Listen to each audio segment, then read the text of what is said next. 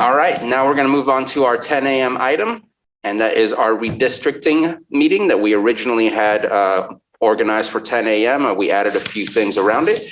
A, redistricting public hearing number 4, final approval of boundaries/maps. B, discussion of a draft ordinance amending Article 2 of Chapter 2 of the Lake County Code, establishing the boundaries of the supervisorial districts for the County of Lake pursuant to sections 21,500 as sequitur, I believe, of the California Elections Code. Probably said that wrong, but that's okay. Ms. Long. Well, good morning. I'm happy to jump right in. I don't know if Matthew wanted to make some introductory statements. He has been the captain of the ship and doing a fantastic job of getting us all moving forward.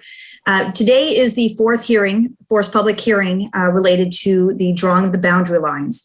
As I said prior, I do like to give a little bit of background for those who didn't attend the first 3 public hearings, but this is the opportunity for the board to redraw its boundary lines after the information that came out on the 2020 census. So we're in 2021 and we're now adopting those and redrawing our boundary lines. The law requires us to have 4 public hearings. Our first public hearing was our introduction where we explained the process. The second one, we went through communities of interest and established what jurisdictions, what areas need to be kept together based on a common interest, need, financial resource, and we were able to establish those with the assistance of the public. The last public hearing we had, which was the third one, we went over the maps, and that was the longest one we had, and it was a very productive meeting that we came out with a recommendation for a map after looking at several options and actually having an opportunity at the time to hear public comment and comments of the board to draw a map. From that, we came out with an option, which is option number 6. If you don't mind, I'll just share my screen quickly so we can all just remember what it is. But it is option number 6. Just making sure. Does everyone see that? Yes. Okay. Option number 6, which does go through and incorporates all the changes or the recommendations that were made from the public, from the board members. It meets all the legal requirements that we are required to follow under the Fair Maps Act, under all the legislation and related to census. Particularly, all of our districts are contiguous. We have all the communities of interest explored and analyzed. We looked at how to make them the most compact. And we are within the 10% deviation between the different districts. So this is a map that meets all the legal requirements. So the next step and what this final public hearing is for is to get ready to finalize this map. Is it possible to zoom out so that the public and the Board of Supervisors can see the entirety of Lake County? Absolutely. Sorry. I'm zooming in and out. Does that work? That works better. Thank you. Okay. Thank you for having me do that. And again, these are all available online. If you go to Lake County Redistricting, there is the website has all of the draft maps. It has option number 6, which is the one the board gave direction to select. And it also has all the public comment and summaries of all of our prior discussions. So that is a good opportunity if you are coming in late to the game to find out the information. So now that we've established the board has recommended this map to go forward, we have to decide how we're going to implement it. If you look back in 2010, the Lake County Board did what's called meets and bounds. They did a legal description of each of the boundary lines and adopted it as part of an ordinance. There are multiple options on how to do it, and a lot of different jurisdictions do it differently. At this point, to do a meets and bounds legal description is going to take a little bit of time because, again, we want to be right on it. So it would require the planning department to go back through and look at everything that was done in 2010, confirm that it's done correctly, and then update it with the new information. So that is one option, but that is the option that's going to take a little bit of additional time. There's also 2 other options that we can explore. The law says we are required to adopt a map. That's how it phrases it, a map. And so that's been interpreted as, again, doing the meets and bounds, but also looking at adopting a legal description using the census blocks. And in conversations with your GIS expert, Lon, who is been so instrumental in this process and knows these maps better than anyone I've ever worked with, believes that can be done very simply and might actually be a preferable option because, again, you get the same result. You get the maps drawn, you get the legal description created using census blocks, and it can be done in a lot more expedited process. The other thing you can do, and some jurisdictions are doing, is you can just physically adopt a map, like what you see on your screen right now. And That is an option to do as well. There are some problems with that in that you don't really have very clear legal descriptions. And also, again, adopting a map as part of an ordinance or a resolution, there's errors that can occur with printing. So that is not technically a recommended way to go, but it's a completely legal way to go. The other two things I want to discuss is the fact that, again, it can be done through an ordinance, such as you did in 2010, but it also can be done through a resolution. So really what I want to do today is open it up for discussion on how you want to see this come back to you. From the committee that we've worked with and in consultation with your CAO, the recommendation that we would like to make is that you come back with a resolution utilizing census blocks. But again, we are open for discussion. If we were to do that, we would have to rescind the ordinance. It would be done by resolution going forward. It would meet all the legal standards. And somewhat more importantly, it would meet the time standards. Because again, we have to have this done by December 15th, or at least have it for an official vote by that time. So I open it up for discussion. I don't know if Lon, if you had any thoughts as well, because again, I know you know these maps better than anyone. Well, from GIS, from my point of view or my perspective, the list of census blocks is by far the fastest, easiest way to go about it. You're looking at just over 2,900 census blocks in the county. I could have list for each district or each of the proposed districts put together by the end of the day if I needed to. It would be fairly quick to get that done. Adopting the map, the biggest problem with that, I mean, that's also a simple way, but the biggest problem with that is that in order to make the lines visible when you're looking at the entire county, and I'm kind of getting into the technical aspects of mapping, by the time when you zoom in on that map, the line is probably going to be 100 feet wide, which is not very accurate. It's one thing when it's following a road and a road easement, but when you get into more rural areas or when you start getting away from things like roads, then suddenly it's, a house, a person might be on the line and you don't know which side that house is actually on. So that's probably the least accurate way to go about it. Thank you. I know, Matthew, if you wanted to add anything else to this as well, but again, we're just looking for some thoughts from the board and from the public about whether using the census blocks would be appropriate and about whether we want to turn this into a resolution versus an ordinance. Again, if we were to do that, we would rescind the ordinance that's currently on the books and we would adopt it as a resolution. And of course, the hand is raised from the most important person in the room right now. So County Council. Ms. Grant? Okay, that was a joke, right? Yes.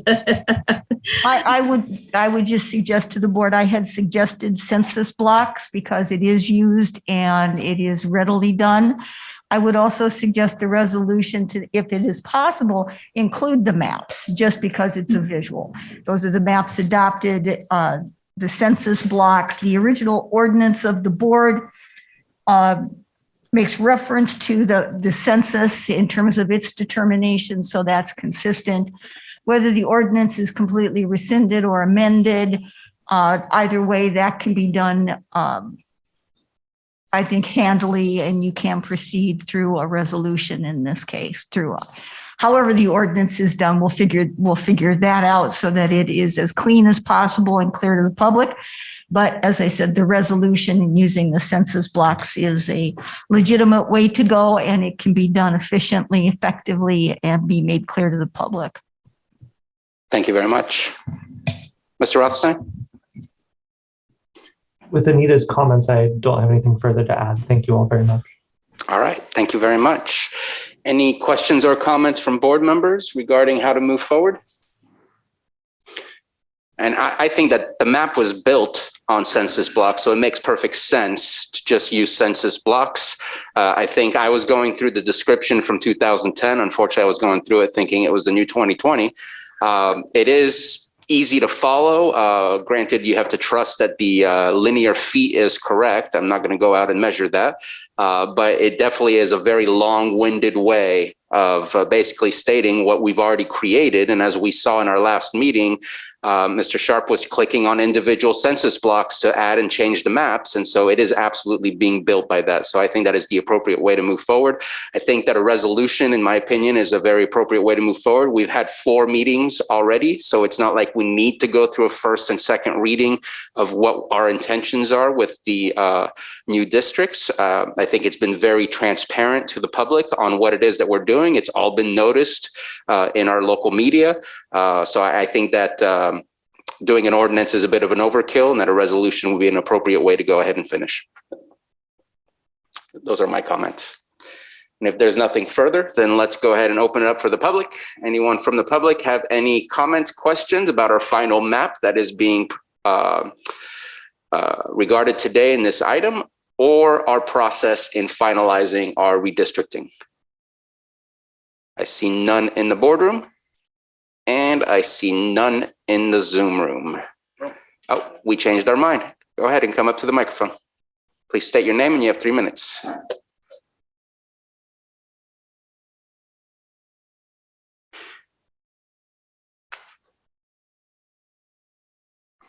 Joan Moss.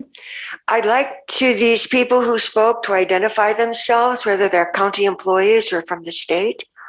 And I'd like to know what this redistricting essentially does. I want to keep our relationship with Napa County.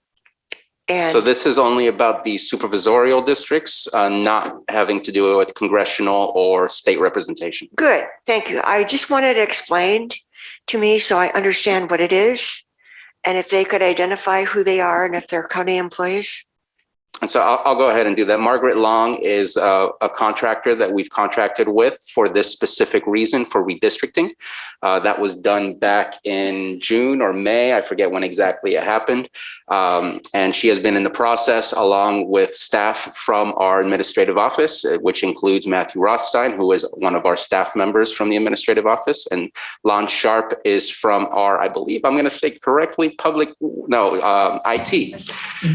I want to say you're always working with Public Works, so I get confused. He's in and I Lake County apologize. IT. And he is a Lake County staffer as well. And actually our GIS guru has been absolutely a huge help, not just for this, but for many other projects. I do want to point out that many people, especially who are older, were affected by the coronavirus lockdown. And there were many people that were not counted. Thank you. Thank you very much. And then the redistricting is just going to provide a line on our maps of which supervisors represent which constituents. And that way, when it comes down to voting, our registrar of voters will have those new lines and know exactly who will be voting for what and what ballot they will be receiving. And I'll open it up in case that either Ms. Long or Mr. Rothstein want to add to that, or Mr. Sharp. And it does not appear so. You did perfect. Thank you. All right. And then let me see. So I believe today we're just providing direction to staff.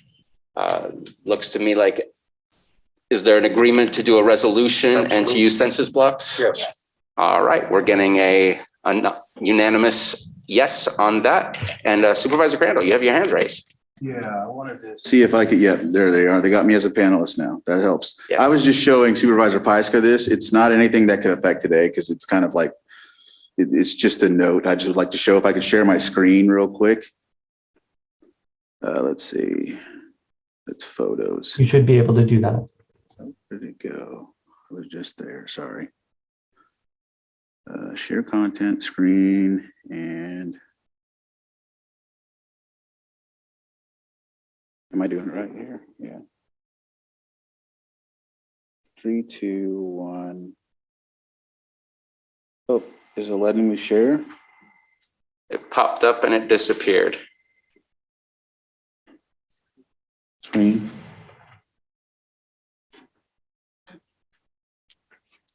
Well, I'll just go on with it. There's a map I have. I was trying to get my photos in there, but it's not doing it for some reason.